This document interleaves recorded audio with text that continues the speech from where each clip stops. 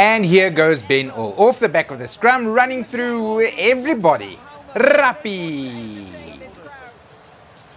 Hello there. Welcome to this week's rugby update. I have tried to cure my flu with a nice high and tight haircut, and so far it seems to be working. Which means we can dive into rugby's greatest foregone conclusion. Let's go! Scotland teen Frankryk.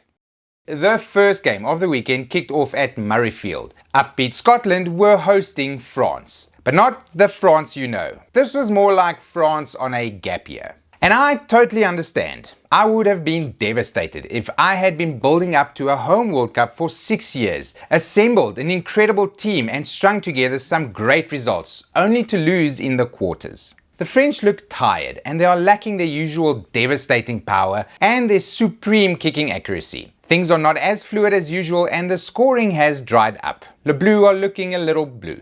Does this sound like a sideswipe at a pretty good Scotland side? Yeah, it does. But I do really like Scotland. I feel like I understand a lot of their players, you know? Unfortunately, I've always thought that the Scottish front five just don't have the brute power to match the upper echelon teams for 80 minutes. There's just not as much fire in their bellies or quality on the bench. But they can match a French team suffering from PSDT. They gave as good as they got, and Russell was once again putting in a great kicking display. Young fullback Patterson was also having a dream debut. It was not to be though, as the inability to score cleanly when camped on the French line hurt them right at the death with a disallowed try. Would I have allowed the try? Yes, the ball looked down to me. Does that mean that TMO Brian McNeese still holds hate in his heart over the Bruce campaign and sought revenge on the Scots through home humiliation? Who can say? It definitely does not mean that any of the refs in that game deserve hate messages or threats against their families. If you are one of those types of people, I am going to tell your mom. Stop it! England, teen Wales.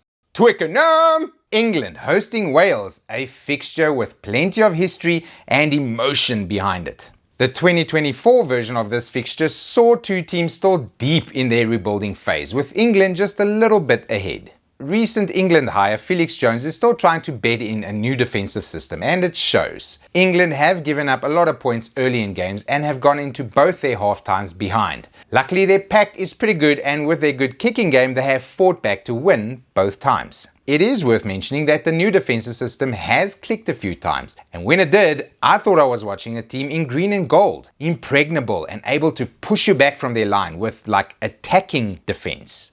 Wales are weird. It's like walking into the wrong meeting room. You look at all these people you don't know and all you see is unfamiliarity and slight confusion in their eyes. It's going to take me a while to remember the names and faces of people like Winnett and Asarati and alleged real person A-Man. They are trying to remember instructions from their coaches while under the white-hot blowtorch of international rugby, all with almost no experience. Leaking a try from the back of the scrum while England were down to 13 men shows that it's going to take a while. But the young Welsh stayed in the game and it was a tough 16-14 win for hosts England. At least it should be easy enough for Welsh fans to recognise the state their team is in and then direct their boos and rotten tomatoes at the management in the WRU box, instead of at their players and coaches. Ireland teen Italia. Sunday took us to Dublin, where we got to watch Ireland pummel an easily nullified Italy into the ground. Italy, man. I really want them to do well. I'm not expecting wins against steamrollers like Ireland, but at least hang on to the ball when you finally get clean possession off of a line-out. And Ireland? Well, they've got this new golden boy called Jack Crowley. Look how happy he was playing on Sunday, running around, making no-look passes and offloads around the corner. I wonder if he wondered what it would be like to play behind that pack all the time. Maybe there was just a slight moment of weakness where he thought, I could stay north of the River Munster, you know. I could be the guy to help them win trophies, and they could send me to Ibiza whenever we're scheduled to play Zebre or the Dragons, and I'll be top of the log all the time. Probably not, right? Anyways, Ireland nulled Italy in Dublin and are well on their way to setting all kinds of Six Nations records. Good for them. And that was a slightly less good round of Six Nations. A lot of knock-ons, a lot of drop balls, and a lot of moaning at the refs. Best we put it all behind us. and look forward to a weekend of domestic rugby. We must all now try and remember what we were watching before the Six Nations started. I think it was called the RUC or something. Which side does the news come out of? Where does it go in? Ugh. Whew, the news is kind of bad. First up, it has come to light that the Melbourne Rebels of Super Rugby have a total of $17,000 in their bank account. That is less than me, someone who works with rands. They also have a massive amount of debt, are owed a whole bunch of money by Rugby Australia allegedly, and you can't even buy tickets for their games because they don't have a stadium agreement yet. Ooh. This all sounds very English Premiership, and when these headlines made the news on that side of the world, the teams involved usually folded pretty soon after. As with those times, this time sucks. Whatever your thoughts on Super Rugby, especially Saffers who might be feeling a little bit of schadenfreude, remember that if the Rebels go belly up, that's a whole lot of cleaning staff and academy players and assistant coaches who are out of work as well. It is not cool that rugby cannot sustain clubs in countries where it's supposed to be strong. We should all want clubs to do well all over the world, to grow the game and make sure the World Cup isn't just always the same 6 or 7 teams.